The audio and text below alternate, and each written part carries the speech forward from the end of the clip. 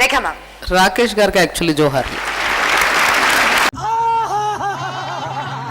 కోటిలో ఒక మంది అవుతారు అట్లాగా, 100లో కాదు, కోట్లో ఒకళ్ళు. మీ క్లారిటీకి, మీ విజన్ కి, మీ ఎక్స్పీరియన్స్ కి టేక్ అ బౌ. ఇందులో బషీర్ నాకు కనిపించట్లేదు, విష్ణుమూర్తి కనిపించట్లేదు, ఎవరు కనిపించలేదు. అందరి ముందు పరుగు పోయిందిగా, ఇంకెలా తలెత్తుకుంటాం. బషీర్ క్లాసికల్ తప్పు చేస్తే ఇక్కడి నుంచి లేచి వచ్చి ఇస్తా.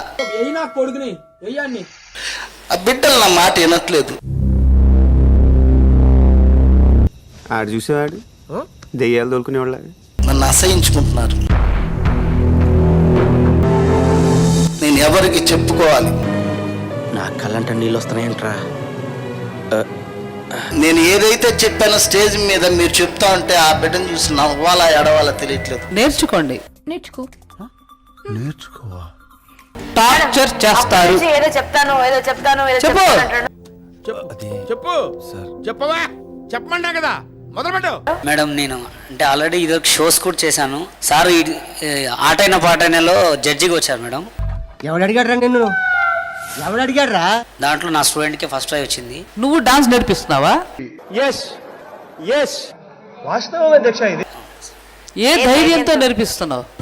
నా డాన్స్ నీకే రాదు, నువ్వు ఇంకొక నేర్పిస్తే వాడెలా తయారవుతాడు? అంత మాట్లాడిసింది కాదు మేడం, నేను నాకు డాన్స్ రాదు, నేను ఇక్కడ వరకు రానుగా మేడం. ఎక్కువ మాట్లాడావు అంటే గుద్దలో గుణపం తింపుతాను. నేనే గొప్ప, నాకు అన్ని తెలుసు అంటే మాత్రం ఒప్పుకోను. నాకు తెలిసి నీకు ఏది తెలియదు.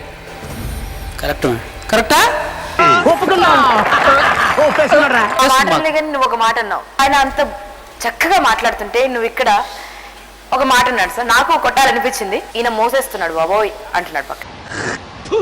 కచరా నా కొడక, లోఫర్ నా కొడక, లుచ్చా నా కొడక, సిగ్గులేదురా నీకు? సిగ్గులేదురా నీకు? ఐఎమ్ డిక్లేరింగ్, ఇంతవరకు మార్క్స్ చెప్పలేదు, యు ఆర్ ఎలిమినేటెడ్.